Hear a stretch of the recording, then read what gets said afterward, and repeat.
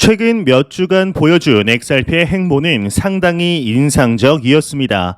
다시 400원대로 쉽사리 떨어지지 않으며 기대감을 품게 만들고 있는데 11월 스웰에서는 또 어떤 이야기가 나올지에 대한 기대감도 크죠. 그러한 점에서 볼 때 이더리움보다는 XRP의 장기 관점 훨씬 더 희망적으로 보이는데요. 생각을 해보면 과연 어떤 코인 프로젝트가 소송 관련 뉴스가 나올 때마다 이 정도로 대대적인 보도가 될까요? 리플이 그만큼 많은 투자자들의 지지를 받고 있는 프로젝트라는 뜻인데 이러한 지지는 1, 2년 가다가 쉽사리 꺼지지 않습니다. XRP와 이를 뒷받침해주는 코인 지지자들은 이미 많은 길을 함께 걸어 나왔기 때문이죠. 현재 이와 더불어서 XRP 관련 소식들 상당히 많이 나오고 있습니다. 이제 골드만삭스의 출신 유명 투자자이자 리얼비전의 CEO 라울 파레의 경우는 XRP는 실제로 사용되는 프로젝트이므로 기대가 크다라는 언급을 할 뿐만 아니라 최근 약 6천만 개의 XRP 매집 시그널이 나오는 등 심상치 않은 모습을 보여주고 있습니다. 이에 오늘 하나 추가적인 소식이 나왔는데 엄청난 상승률과 거래량의 영향일까요? 온체인 데이터상 신규 주소수가 폭증하고 있다고 하는데 XRP의 최종 가격은 과연 어떻게 진행이 되게 될지 충분히 기대해보아도 좋을 것 같습니다. 구독과 좋아요, 알림 설정 부탁드립니다. 안녕하십니까. 암호화폐 정보를 전달해 드리는 닥터 비트맨입니다. 평일의 시작 월요일입니다. 어떻게 오늘 하루 잘 보내고 계신가요? 이제 날씨가 정말 쌀쌀해졌습니다. 제가 몸에 열이 평소에 좀 많은 편인데 오늘은 나갈 때 외투를 입고 나갈 정도로 추워졌다가 맞는 것 같은데요. 이러한 날씨에 감기 조심하셔야 합니다. 이제 최근에 독감이 상당히 유행하고 있다고 하는데요. 항상 몸 건강 유념하시길 바랍니다. 이제 최근에 크립토 마켓의 움직임은 다소 조용하다라고 볼 수가 있습니다. 이제 조만간 큰 움직임이 나오기 직전일 때처럼 폭풍전야의 모습을 보여주고 있는데 일단 코인 마켓캡에서 메이저 탑 10 코인들 먼저 한번 살펴보도록 하겠습니다. 네, 일단 시가총액 1위 비트코인의 경우는 전날 대비 0.49% 상승한 19,500달러를 나타내고 있습니다. 2위의 이더리움은 1.60% 상승한 1,334달러, 6위의 XRP의 경우는 5.59% 상승한 0.53달러를 나타내고 있으며 8위의 에이다는 0.89% 상승한 0.42달러를 나타내고 있습니다.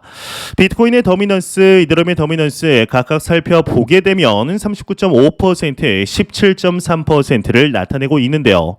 그렇다면 과연 이제 선물 투자자분들은 현재 포지션 어떻게 잡고 있는지 롱숏 비율 한번 확인해 보도록 하겠습니다.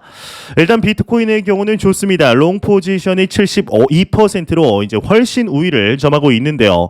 이더리움의 경우는 그보다는 아니지만 그래도 롱 포지션이 58%로 우위를 점하고 있습니다.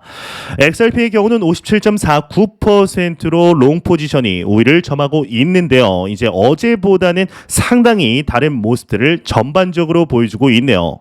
참 암호화폐 업계는 하루도 조용한 날이 좀 없는 것 같습니다. 이제 여러분들도 그렇게 느끼실 것 같은데 매번 이벤트가 있고 가격도 롤러코스터를 타고 있습니다.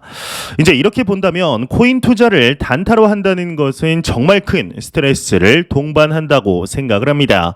이 매크로 경제를 완전히 무시하고 철저히 차트만 가지고 트레이딩하는 것이 이제 어찌 보면은 나을 수 있어 보이죠. 하지만 절대로 나은 선택지가 아님을 우리는 알고 있습니다.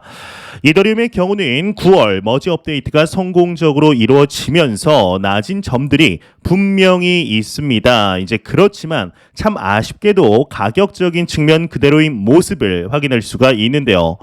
이 매크로적인 상황 때문에 그렇다라고 하면은 사실 할 말은 없습니다. 이제 그렇지만 수년간 기다려왔던 투자자들의 기대감과 같이 생각을 해보게 되면 참 아이러니하죠.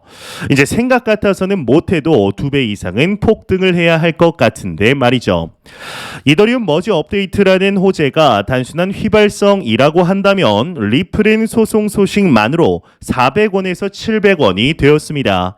이더리움 POS를 이제 사골처럼 우려 먹느라 이미 너무 많이 올랐다. 가격에 이제 머지 업데이트에 대한 기대감은 모두 반영이 되었다라고 보는 것이 지금의 시점에서는 합리적으로 보이는데요. 현재 비트코인에 투자를 하는 투자자분들은 이제 재미없게 느껴지실 수 있습니다. 알트코인처럼 드라마틱한 움직임을 보이지 않기 때문인데 그러기에는 이제 시가총액이 너무나 크죠. 하지만 결제 이슈 관련해서는 꾸준히 소식들이 나오고 있습니다. 비트코인의 주요 이슈는 역시나 결제인데요. 비트코인 자체가 P2P로 디지털 머니를 보내는 것을 목표로 만들어지다 보니 결제가 가장 중요합니다. 하지만 비트코인은 이미 결제 분야에 있어서 상당한 진전이 있어 왔습니다.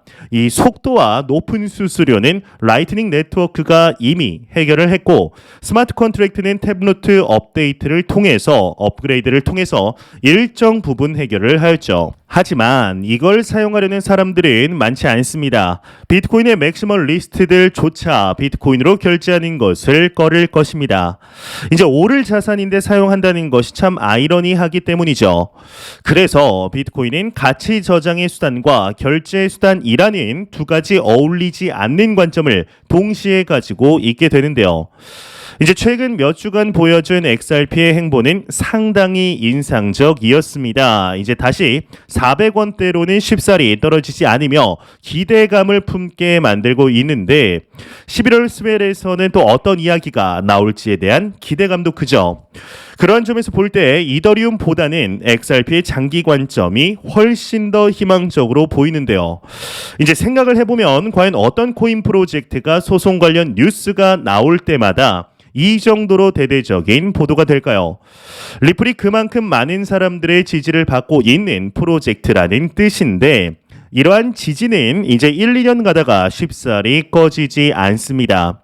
XRP와 이를 뒷받침해주는 코어 지지자들은 이미 많은 길을 함께 걸어 나아갔기 때문이죠. 현재 이와 더불어서 XRP 관련 소식들 상당히 많이 나오고 있습니다. 이제 어제는 골드만삭스 출신의 유명 투자자이자 리얼비전의 CEO 라울 팔의 경우는 XRP는 실제로 사용되는 프로젝트이므로 기대가 크다라는 언급을 할 뿐만 아니라 최근 약 6천만 개의 XRP 매집 시그널이 나오는 등 심상치 않은 모습을 보여주고 있습니다. 오늘 하나 추가적인 소식이 나왔는데 엄청난 상승률과 거래량의 영향일까요?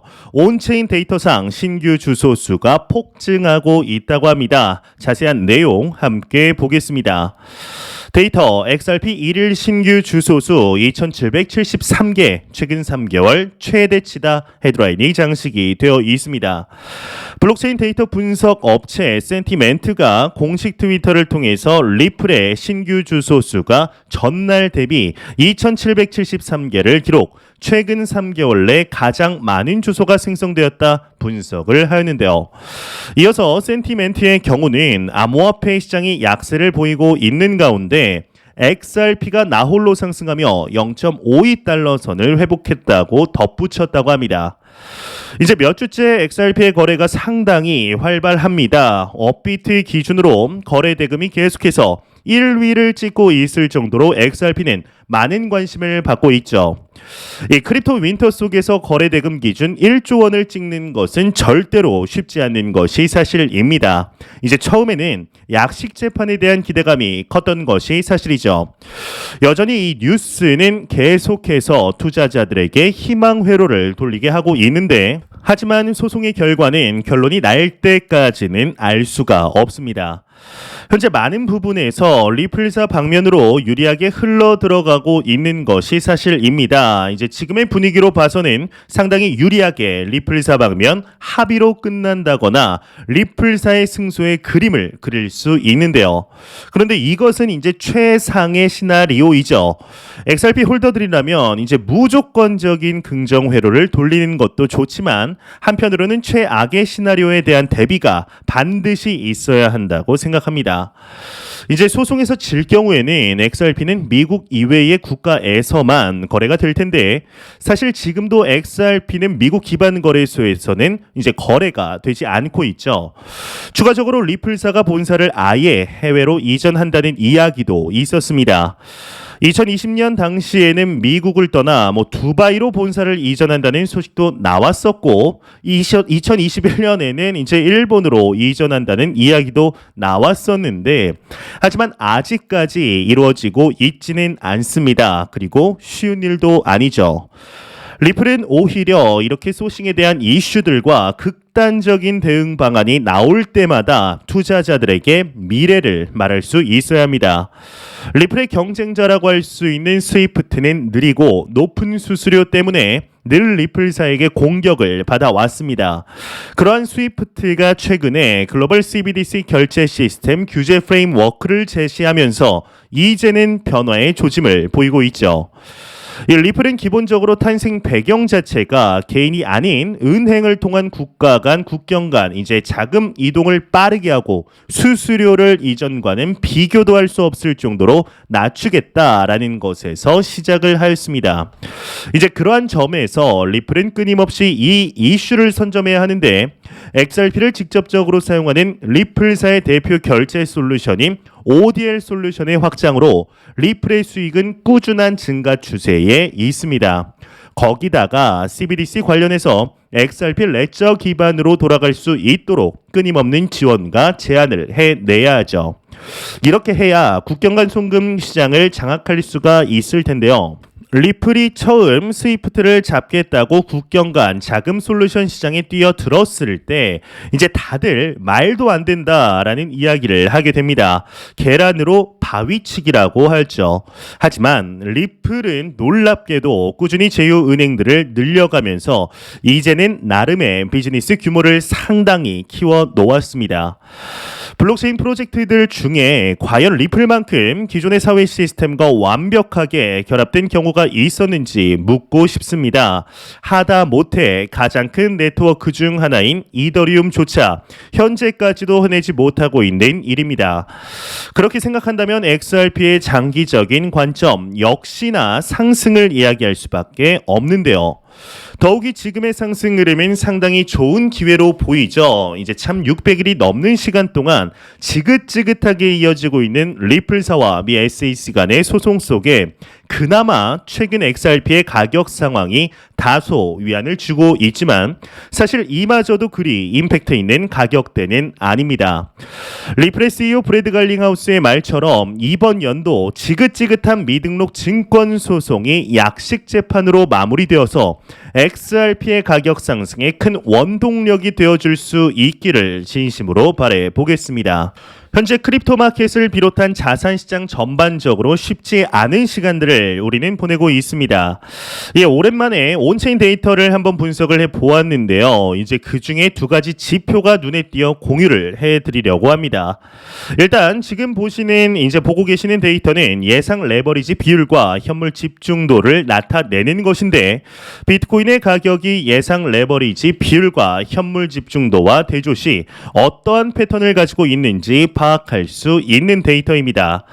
이제 보시는 바와 같이 예상 레버리지 비율이 상승할 때 현물 집중도가 하락하면 가격도 하락하고 현물 집중도가 상승하면 가격도 상승하게 됩니다.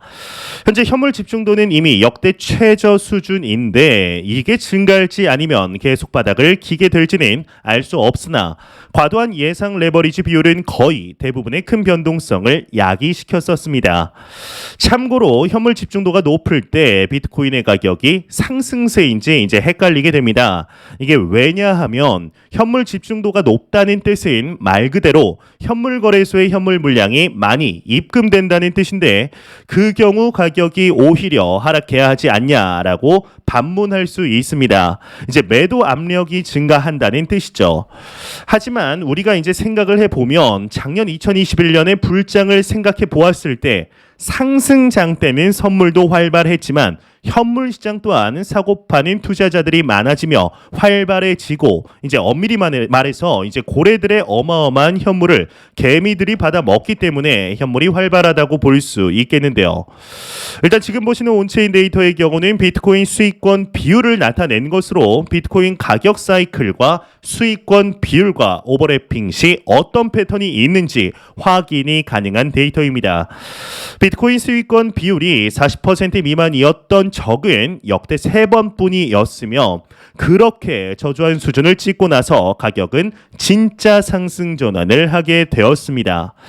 현재 비트코인의 수익권 비율은 51%로 9월에 49%를 찍은 후에 살짝 반등한 상태이며 만약 경기 침체 메타를 제대로 얻어맞는다면 역대 네 번째 40% 미만 수익권 비율을 기록하면서 그 이후에 진짜 상승 추세 전환을 하지 않을까라는 생각을 할 수 있는데요.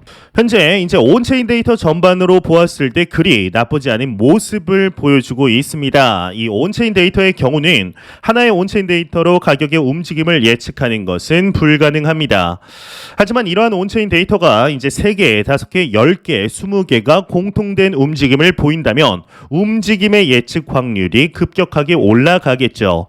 이에 대해서 이제 현재 개인적으로 3년 정도 공부를 하였으며 이번 달부터 멤버십 영상을 통해 하루에 2번에서 3번, 오전, 오후, 저녁 이렇게 온체인 데이터를 분석해 업로드를 하려고 합니다. 근데 또 이거 보시고 이거 닥터비트맨 돈 받고 강의하려고 하는 거 아니냐라고 말씀하실 수 있습니다. 이제 맞습니다. 강의하는 거죠. 이제 온체인 데이터는 누구나 볼 수 있지만 누구나 분석하기는 어렵습니다. 생각을 해보면 골프 레슨 받을 때 수십만 원 쓰고 헬스장에서 운동 배울 때 회당 5만 원 이상 우습게 사용하는데 수년 동안 쌓아온 데이터베이스를 5천 원에 받을 수 있다면 이제 하루 200원도 안 하는 가격이죠.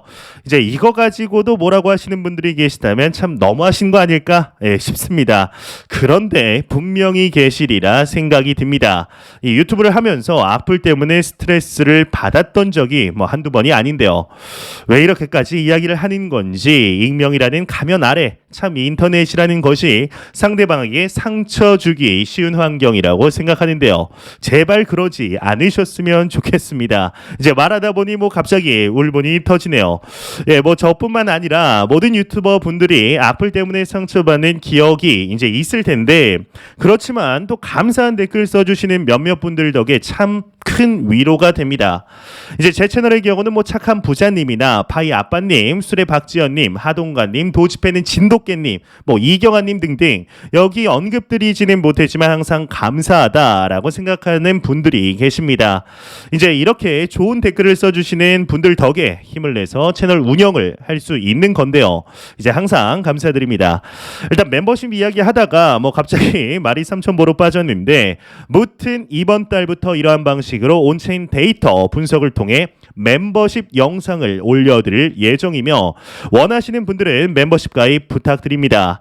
이제 매 영상 말씀드리지만 이 시장은 절대로 단기적인 시각으로 보시면 안 됩니다. 항상 장기적인 시각으로 또한 오랜 시간 동안 함께 할 수 있는 여유 자금을 통하여 투자를 진행하시길 진심으로 바래 보겠습니다. 제가 준비해온 소식 여기까지입니다. 영상 도움이 되셨다면 구독과 좋아요 그리고 광고 한 편만 처음부터 끝까지 시청 부탁드립니다. 이 채널은 오직 광고 수익으로 운영이 되게 됩니다. 항상 영상 시청해 주시는 시청자분들, 구독자분들 너무나 감사드립니다. 오늘 남은 시간 잘 마무리하시길 바라면서 저는 더욱 도움이 되는 영상으로 찾아뵙도록 하겠습니다. 지금까지 닥터 비트맨이었습니다. 감사합니다.